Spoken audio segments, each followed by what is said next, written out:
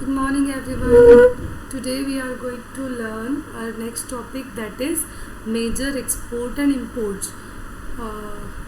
Export consisted of spices. अच्छा, export का मतलब होता है जब हम गुड्स को आउटसाइड कंट्री सेल करते हैं, और इम्पोर्ट्स का मतलब होता है जब हम किसी और कंट्री से गुड्स को परचेज करते हैं. तो एक्सपोर्ट जो है वो किस चीज़ से मिलके बना हुआ था हमारी कंट्री में. Export consisted of spices, wheat, sugar, indigo, opium, sesame oil, cotton, parrot, live animals and animals product जैसे कि hides, skin, furs, horns, tortoise shells, pearls, sapphires, quartz, crystal, lapis, luzila, granites, turquoise and copper. हम इन सारी चीज़ों का export करते थे. Export जो है वो किन किन चीज़ों का होता था? मसालों का, गेहूं का, शुगर का, नील का, ओपियम का, तिल्ली का तेल, कॉटन, पेरट, तोते. लाइव एनिमल, जिंदा एनिमल्स का एनिमल प्रोडक्ट जैसे कि चमड़ा, फर, सींग, टॉर्टोइस का शेल, मोती, सेफियर, इन सारी चीज़ों का हम एक्सपोर्ट करते थे.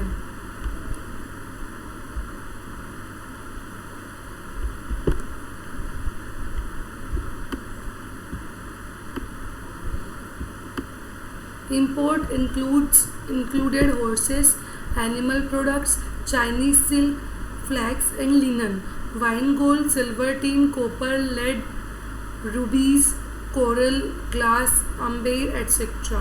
हम किन किन चीज़ों, इम्पोर्ट का मतलब होता है जो दूसरी कंट्री से हम खरीद रहे हैं. तो इम्पोर्ट हम किन किन चीज़ों का करते थे? हॉर्सेस का, एनिमल प्रोडक्ट, चाइनीज सिल्क हो गया, flax, linen, wine, gold, silver, tin, copper, lead, ruby एक स्टोन होता है, coral, glass, amber etcetera. Position of Indian subcontinent in world economy. Indian subcontinent की पूरी इकोनॉमी में क्या पोजीशन थी 1 AD से लेके 1991 तक. Between the first and the 7th century CE, India is estimated to have the largest economy of the ancient and medieval world, controlling about 1/3 and 1/4 of the world's wealth. जो first से लेके 7th century था, India को सबसे largest economy बोला जाता था ancient और मिडाइवल वर्ल्ड में, क्योंकि ये 1/3 और 1/4 वर्ल्ड का जो वेल्थ था वो कंट्रोल करती थी. The country was often referred to us Swarna Bhumi and Swarna Dweep in the writings of many travellers. बहुत सारे लोग जिन्होंने हमारे यहाँ पे ट्रैवल किया, उनकी लैंग्वेज में हमारी कंट्री को स्वर्ण भूमि या स्वर्ण द्वीप के नाम से बोला जाता था. जैसे कि मेगास्थीनीस फैक्शियन हो गए, जुआनजैंग हो गए, ऑल बर्नी 11th सेंचुरी में, IBN बतूता 11th सेंचुरी में, फ्रेंचमैन फ्रांकोइस 17th सेंचुरी में, और दूसरे बहुत सारे लोग जो रिपीटेडली हमारी कंट्री में आते रहे और हमारी कंट्री समृद्ध थी उसके लिए बात करते रहे.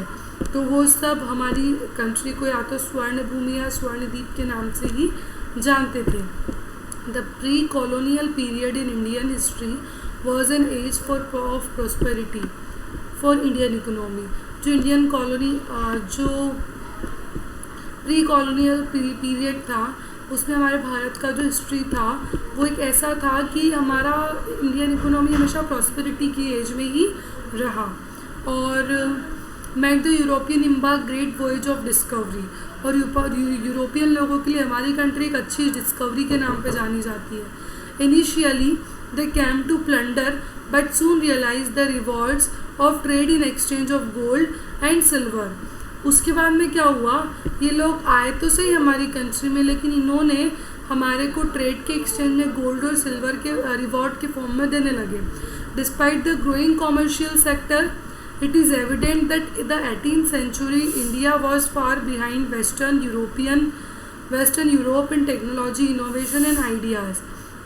18th century में ये एक एविडेंट हुआ कि जो इंडिया जो है वेस्टर्न यूरोप में टेक्नोलॉजिकल इनोवेशन और आइडियाज़ के बेसिस पे होता था.